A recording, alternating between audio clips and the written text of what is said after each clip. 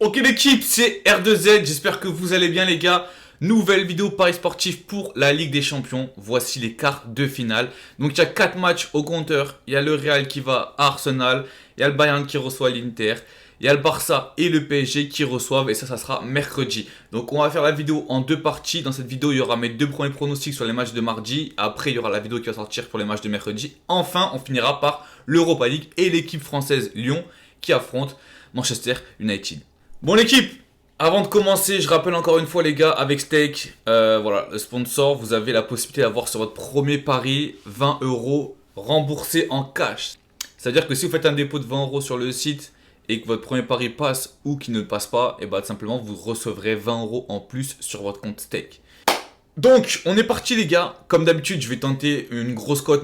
La cote sera un petit peu moins élevée que d'habitude. Pourquoi ? Parce qu'il n'y a que 4 matchs. Donc là, je vais faire un combiné fun sur les deux matchs de mardi. Le ticket s'affiche ici à votre écran.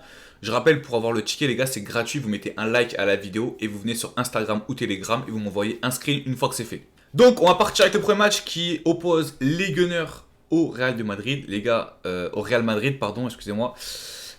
Aux Madrilènes, si vous préférez, aux escrocs, aux voleurs. Il faut savoir que ce match-là, à chaque fois que je pense à Arsenal-Madrid, ça me rappelle la masterclass de Henry qu'il avait réalisé en LDC en 2006 et qui avait réussi à se qualifier pour la finale de la LDC, rappelez-vous, face au Barça, ils avaient perdu. Pas mal d'absents du côté des Gunners. On a pu voir ce week-end que, enfin pas ce week-end, en milieu de semaine que Gabriel s'est blessé et je crois que c'est une fin de saison si je dis pas de bêtises. Par contre, Saka, quant à lui, est revenu. Et il est revenu en plus triomphant. Bon, après le but, je pense que tout le monde l'aurait mis. Pour ceux qui n'ont pas vu, c'est un petit but de la tête. Il a juste à pousser la balle au fond des filets, mais ça reste un but. Comme quoi, voilà, il revient, il marque. Donc ça veut tout dire sur l'état d'esprit du joueur. Et surtout de la forme, peut-être, qu'il peut afficher face à Madrid. Est-ce qu'il aura 90 minutes ? Je pense que oui, parce que là, ils ont un match ce week-end. Je rappelle que la vidéo est tournée avant les matchs du week-end. Je pense que ce week-end, Arteta, il va pas être bête. Il va pas le faire jouer 90 minutes, il va le faire jouer peut-être 45 pour qu'il reprenne un peu plus de confiance et de rythme. Et que par la suite, face à Madrid, mardi soir, il mettra titulaire.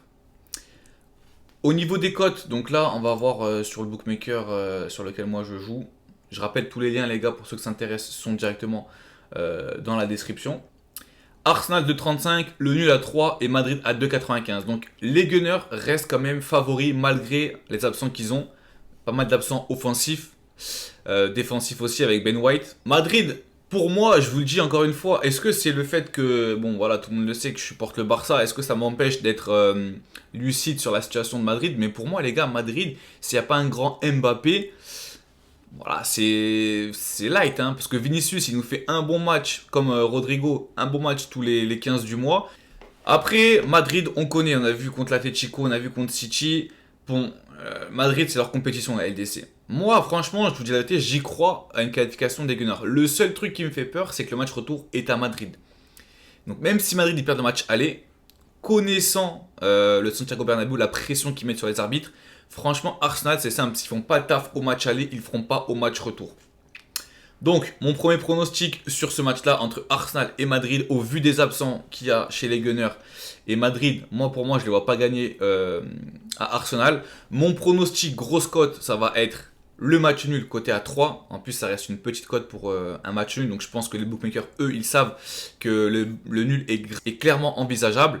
Mon pronostic un peu plus safe, si je peux me permettre, je dirais Arsenal ne perd pas la rencontre combiné avec le moins de 4,5 buts. Arsenal, c'est une équipe qui n'a pas l'habitude de marquer beaucoup de buts, non plus d'en prendre, même si là, il va y avoir des changements quand même défensifs. Madrid, eux, ils sortent d'un gros match en semaine. Ils ont joué 120 minutes, donc ça peut peser dans les jambes. Ils ont un match en plus ce week-end, donc je pense qu'ils vont arriver clairement à Londres un petit peu fatigués. Et je pense pas qu'il y aura un festival de buts. On passe à la revanche. Bon, si on peut appeler ça une revanche, c'était à longtemps de la finale de la LDC pour ceux qui se rappellent. Munich face à l'Inter, ça rappelle de bons souvenirs. Là, je vois qu'il y a des grosses cotes quand même pour l'Inter, parce que pour moi, l'Inter, sur la double confrontation, reste favori. Je vous explique pourquoi. Certes, le Bayern a plus d'expérience, ils ont des joueurs clairement beaucoup plus d'expérience que l'Inter, mais l'Inter, sur les 2, 3, 4 dernières années, franchement, ça reste hyper solide.